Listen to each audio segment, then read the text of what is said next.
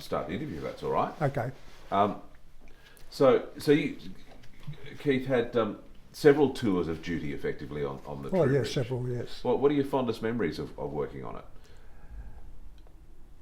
Well, the crew was like another family outside your own, and you got on either well with them or some of them you never did. But saying that, there was a good camaraderie on board. Everyone virtually tried to work in together. Yep. And was it hard work? At times it could be quite stressful, particularly when they were loading livestock on board, and they had to be treated differently from other cargoes.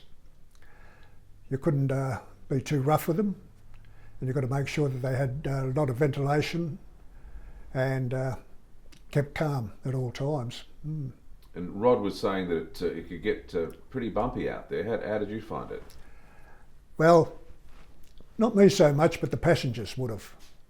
And I think that was the demise of the vessel, because people from Port Lincoln would have had to travel over to Kingscote up to Adelaide, which would have taken 12 hours, sitting up in rough weather. And particularly a married man, wife and children, had been a bit of a trial for them, where they could have caught the plane, bus or drove up. So it was uncomfortable at times. No, I don't think it was really suitable for passengers on board. So it was very effective as a cargo vessel. That's what it is, yes. As a cargo vessel licensed to carry passengers. So therefore it was virtually a cargo vessel, and the passengers were secondary. Right, so it had limited passenger capacity then. Very limited, yes. I think 36. But it was the main way to get to Kingscote from Adelaide, wasn't it? Oh, from Kingscote to Adelaide was the only way. And that was a comfortable trip. Coming up the Gulf was very nice. But coming across from Port Lincoln to Kingscote, you had to go into the virtually Southern Ocean, and heavy swells, gale force winds, and it could knock you around for about 5 to 6 hours. That sounds very unpleasant. That sounds very unpleasant from a very passenger's point of unpleasant, view. Yeah. So did most passengers throw up? Well, that was part of our job in the mornings, going down and washing up after everyone made a mess on the decks. Yuck. Because people obviously have memories of going on family holidays to Kangaroo Island or on school trips. Did you have a lot of those sort of groups through? Well, I was in the Manippa, a vessel that took over from the islands. The Troubridge took over from the Manippa. And the Manippa was a family ship. It's the only way to get to Adelaide, actually, because they hadn't surfaced the road between Port Lincoln and Whyalla. And there was a bus service, but it was pretty rough. It took about 12 hours anyway. But on the Manippa, you used to have family affairs, and particularly football season. A lot of people come over for the football for the weekend. And you never had that on board the Troubridge. It was just to go on board, sit down, there was no meals for them. They had to go out of coin-operated machines to get a pie or a pasty and that type of thing. Sorry guys, we're just hearing you down the end here.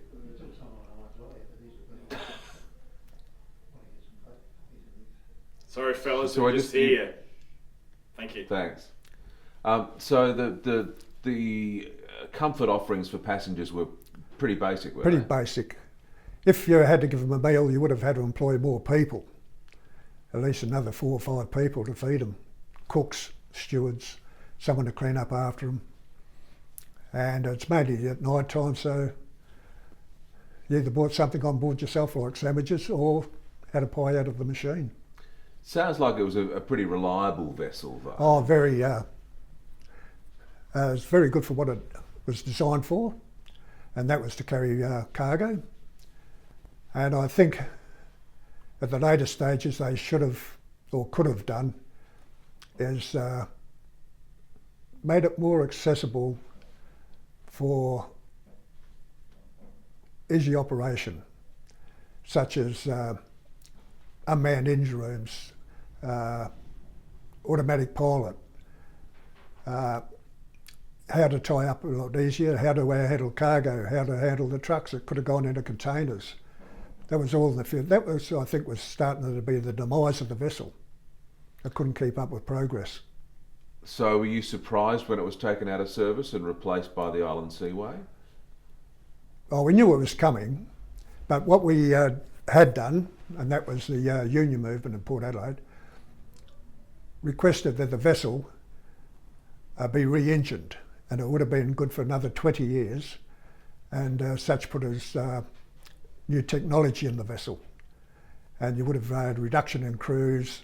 So it could have been modernised? It could have been modernised, and it was still running 20 years later in the Mediterranean. So it wasn't a ship ready to be scrapped, but it needed to be tooled up. So how did you feel when it was taken out of service? Well, we thought we're losing part of our maritime history for a start. That wasn't the main reason, but that was part of it. And we were disappointed with the attitude about taking the vessel off the run. We were caught up in a industrial dispute where we had the vessel tied up in the port for many months, trying to convince the government to sit down and talk about it. But nothing eventuated, and she was sold and it was replaced by the Island Seaway. Which didn't last for long. It wasn't suitable, really. So that's only my opinion, of course. Yeah, looking back, any other memories you're keen to share about your experiences on board, or how you feel about the Troubridge? Well, all the passengers and people that worked on board knew everyone else. Being in Port Adelaide, you know everyone. So you knew the passengers were coming on board, particularly going down to the island, and so they were made quite welcome. And you had the wharf labourers that come on board, and you knew them and their family and played sport with them. So a lot of regulars? Everyone was virtually a regular, yeah. Particularly down to the Kangaroo Island. It's pretty hard to get off the island without the vessel. But it's been replaced by these very efficient ferries now. The Troubridge and Island Seaway, I don't think could compete with them. So how do you feel when you drive past Harts Mill and see the old loading ramp there? Well, I think it should be retained as a part of our maritime heritage. It shouldn't be pulled down. I think it should be included into the Harts Mill concept. And does it bring back memories when you look at the loading ramp? Well, we walked up and down it quite a regular as the cargo was coming in. Yeah, it's all part of the ship. All right. Any other points that you were keen to make that I haven't asked you about? Oh, well, the accommodation was pretty good. The food was excellent. The cook's done a really good job. And sounds like the crew was looked after better than the passengers. Well, we were on there for 24 hours a day. They were only there for 12. And they try to sail in between meals like breakfast and dinner. So you would. So do you remember what the schedule was from the port? What time of the day you'd leave here? Was it like a morning run to Kingscote? No, you left in the afternoon, about 6 o'clock to go down to Port Lincoln, which is a 12-hour run. And that would have got you into Port Lincoln at around about 7 o'clock, ready for the wharfish to start. Via Kingscote? And then go to Kingscote. So you go directly from here to Port Lincoln and then back via Kingscote? Kingscote, picked up the cargo, and we used to do trips down to the island carrying fuel, and we had no passengers on board for the danger situation. So occasionally you do one trip a week down to the island with fuel. So it was the only link the island had to the rest of the world, really? Yes, yeah. The island relied on the vessels to come down and supply them with what they needed. And another thing about passengers dropping off in, say, Kingscote, middle of winter, they were just put on the wharf and you find your own way into Kingscote. So you're walking down the wharf with all your baggage, your wife and all the children crying, looking for accommodation somewhere. It could have been exploited a lot better than what it was. Made it people friendly. Right. So there were no direct trips from. It must have gone from Port Adelaide to Kingscote in one direction. Yes, didn't it? during the course of the week. Right, but Yeah, not every day. Not every day, no. During the course of the week, they would have called in about 2 or 3 times. Right. Very good. Thank you. We'll leave it there. Thanks, Keith.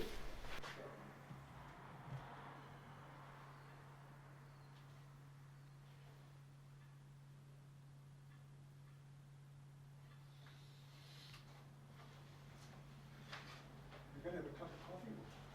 Coffee's on, you missed out. Yeah, you guys want coffee? No, thank you. Where are you going? Okay. Have a coffee. Coffee's on. A bit of original coffee.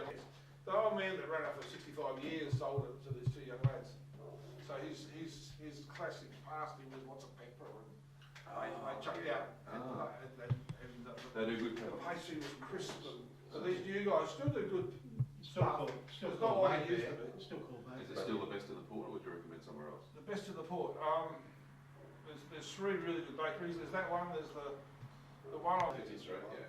Nothing wrong with Mayfair. Nothing wrong. It's That's just the that- theatre I was thinking about. What was it called? Yeah, I was just going to show you. It's on the board there. The Ozone. There it It's is. a great building and they bowled it over. And it's where Rivers is in the port. Right. You know, it's next to the port wall, Rivers, yeah. So that would have been a grand old 1500 seater. Oh, yeah. 40 years ago. So I was there until 1979. Yeah. Right. Yeah. What a shame. That is a Imagine if shame. that There were 3 theatres in port totally. Yeah. Yeah. That's when Travis has finished getting the merch in here, and then we get out of here. So you want us to come back? You say? Yeah, so we'll just hang around for a bit. We'll just go and get a glass. No problems, yeah. Yep. They've still got a working one. They have, yeah. Yeah. They're quite high to climb up into if you're not on also a platform too. Yeah, I had a ride on it. Yeah, I always thought it was a... They do a good job down there. Yeah, I've just been negotiating with Bob about a barbecue. Bob Sampson. Yeah. He was Brian's really Way Rotary Club will do one of his events. big bags. Yeah. You need it on that thing, I reckon, mate. Well, it actually says sick bag on it, doesn't it? Yeah. And the Troubridge was end up called City of Flamagusta. There's a picture of it here. That's the stuff with John's. So, It's a real dedication, isn't it? Yeah. Yeah, Solana. oh, your pictures? Yeah. So a crew have become like second family. Already. So how would they go up to Singapore and places like that, or was it all domestic? Mostly coastal, isn't it? Okay, away you go. Right. Well, when I joined that, Yeah. back in the 60s, I enjoyed the trips down to Kangaroo Island, Yeah. and Johnny Gill was the gaffer, and Yeah. Ronco Neals and Jimmy Donaghy's. Just take a little step forward. Just take. No, you're right. You go. Sorry. Yeah. You take a step back. Hey, just So, oh, It's no, back. Yeah, that's it. And then there we go. Okay, no worries. Away you go. Yep. Carry on. yeah, I used to polish that bill up on Monday mornings. well, why is the polish now? That's a good job for you to Yeah, do. it's something to take home, yeah. Yeah, nice brass work underneath that. Yeah, that was done by Kenny Irvine. Yeah, that's right, Yeah. yes. Keep Yeah, chatting that'll there. come up- That'll come up nice, that, with It a would. bit of brass, eh? Yeah. And what about our life boy? Oh, yeah. That's come up well too. Yeah, Deserved. yeah. Quite a few of them laying around. Pick it up. the lake. It's Yep. not bad Pick it for up. us. Not bad for his age, is it? Old life boy. Brings back a few memories, that does. Just hold it there. Just give it a bit of a point to the signage All the there. detail all on Yeah. it. Detail still looks good on it, doesn't it? Just hold it there. That's good. So where was that? Just sort of where was that positioned on the boat? Just That was on the forepart of the accommodation. talk to each other. Yep. Yeah, on the four-part Four-part accommodation, that's accommodation. right, yeah, yeah. And that was in a position so they could easily be thrown over the side That's right, yes. if anyone fell over. Never had to use it, but it was there. Jeep that went overboard. No. No, you wouldn't waste that on the sheep. Wouldn't waste it on the sheep. Time you got to the sheep, the shark would have got it It's too anyway. far gone. So just point to that sign again on the front there. Troubridge details, yeah. That's right. You can put that down and maybe give the bell a ring. Ring the bell. Yes, two to port and one to starboard.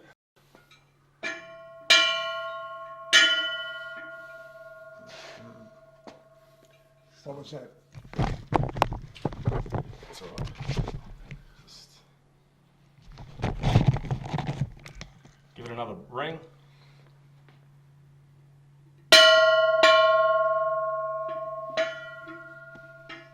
Ring it. Go on. Yeah, do it. ring it. Go on, give it Give another. it a bit of a rap, eh? And just maybe chat about the nameplate that's on the wall there. Well, that needs to be brassoed up as well. As soon as Yeah. you've done the bell, you can do that. That's right, yeah. Yeah. Give that a birthday too. Yeah. Long time since it's been done. Yeah. And it needs it. Because the brasso we used to use in the old days was brasso. It's all watered down now, I think. Well, it's all part of our maritime history in Port Adelaide, so we have to look after it, make sure it's there for our Still future replaceable. children. That's right too, yeah. Same as the old photos. That's right. Everything's all there. So, that's our life aboard the Failure, or the Troubridge. Troubridge, yes. Been Live on quite good, exciting. could live on good memories now. That's about it. That's, yeah.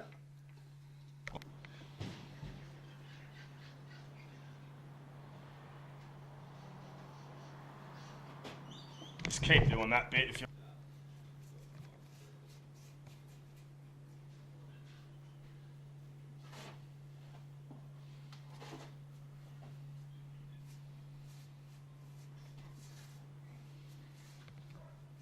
Just hold it.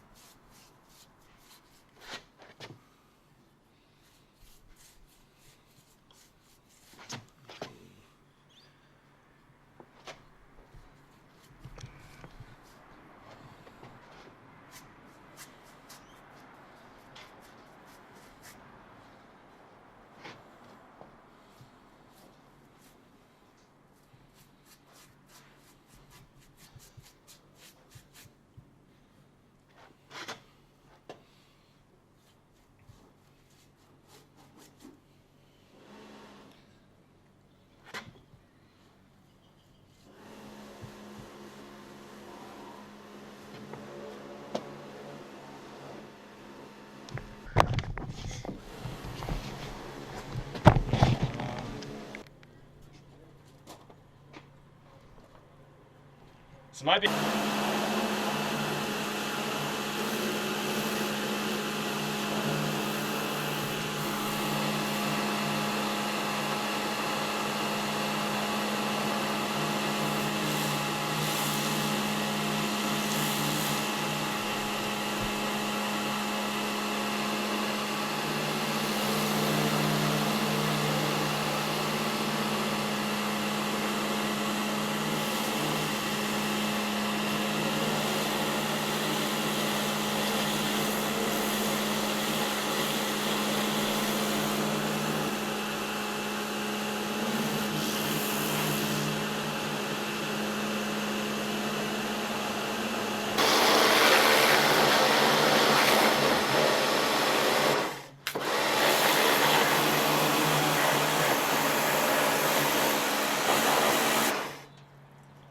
Nearly done.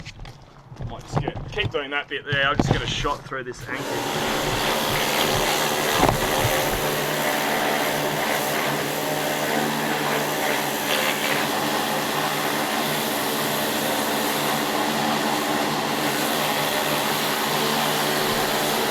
Just be chatting to each other. Ignore the camera. Yeah.